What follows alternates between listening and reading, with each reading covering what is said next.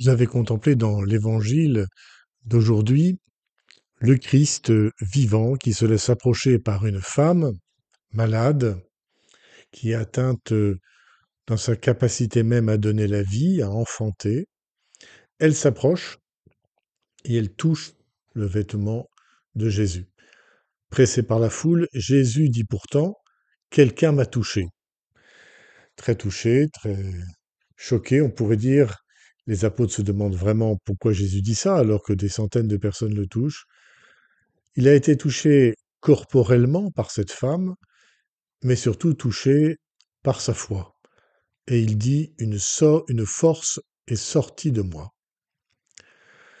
Ce Christ vivant qui se laisse toucher par son corps et par sa foi et par la foi de ceux qui l'approchent, ce Christ qui ne peut retenir la force qui est en lui, la force que Dieu le Père a mis en lui, cette force qui sort de lui pour atteindre le plus profond du corps de cette femme qui va se trouver guérie et le plus profond de sa foi, de sa vie spirituelle, eh bien, ce Christ vivant, nous le disons, est toujours vivant et toujours présent à travers le monde. Cette présence du Christ, elle est effective, elle est efficace par un peuple qu'il a laissé sur la terre, qu'il a engendré sur la terre.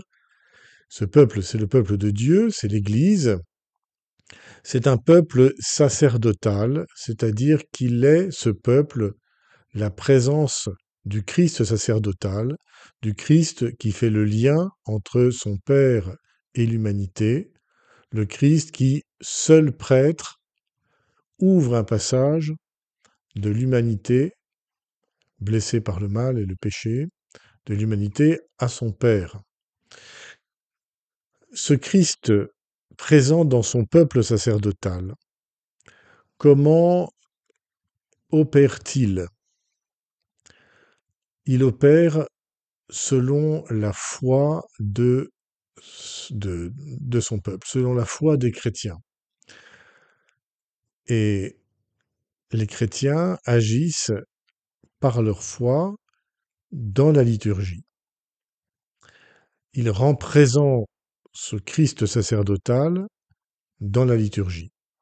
C'est même son premier rôle, c'est sa première place. J'aime dire à mes jeunes de l'aumônerie que s'ils sont baptisés et confirmés, c'est pour se nourrir de l'Eucharistie et de la parole de Dieu. C'est pour vivre des sacrements. Et en vivant des sacrements, en vivant de l'Eucharistie, mais aussi des 7 sacrements, notamment le sacrement de la réconciliation, le sacrement des malades, eh bien, en vivant ces sacrements, ils font vivre le Christ sacerdotal présent au milieu du monde et pour le monde, pour l'ensemble des hommes, au-delà des baptisés. Les baptisés qui vivent la vie liturgique font vivre le Christ pour le monde, pour tous les hommes. Alors comment cela s'opère-t-il très concrètement? Eh bien, la femme hémorroïde qui a touché Jésus dans l'évangile que nous avons lu, elle a vu naître sa foi comment? En écoutant Jésus, en écoutant la prédication, l'enseignement de Jésus. C'est pour ça qu'elle le suit. C'est pour ça qu'elle veut continuer à entendre sa parole, parce que par la parole qu'elle a entendue de sa part, elle a cru en lui. Et croyant en lui, elle croit qu'il peut l'aider. Voyez. Mais tout vient de la parole, tout vient de l'enseignement, qui fait naître cette foi en la personne de Jésus. Oui, cette personne, que je connais encore si mal, mais par sa parole, il me fait comprendre que cette personne peut m'aider. Il me fait comprendre qu'il peut vraiment me sortir de ce qui m'enferme, de ce qui m'empêche de transmettre la vie. Transmettre la vie physiquement, comme femme, transmettre la vie aussi spirituellement et humainement.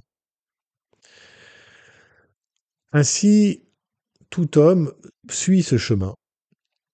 Un homme, un enfant, un jeune à l'aumônerie, pour ceux que je connais plus particulièrement à la paroisse, entend la prédication, entend la parole de Dieu. Pourquoi? Il est amené par un copain, une copine, il vient au frate, il écoute, il vient au catéchisme, entraîné par un ami ou une amie, et puis il écoute, et la foi naît en lui.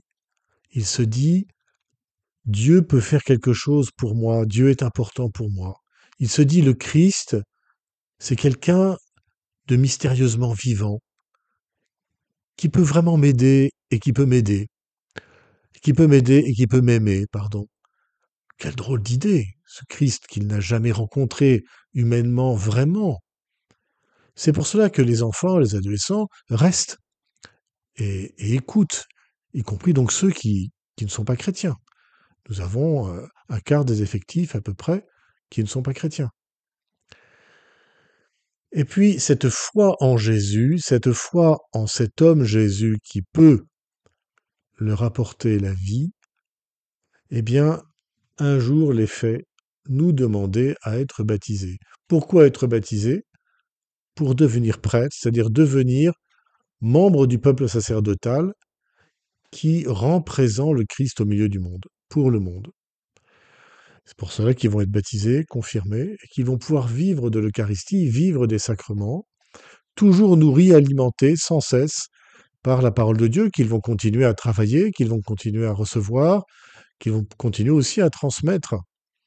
Ainsi se met en route une croissance authentiquement spirituelle, une croissance sacerdotale, où ce jeune homme, cette jeune fille, va grandir humainement et spirituellement pour toujours davantage engager sa liberté, sa vie, à la suite du Christ et être, en communion avec tous ses frères et sœurs, une réelle présence du Christ au milieu du monde, pour le monde.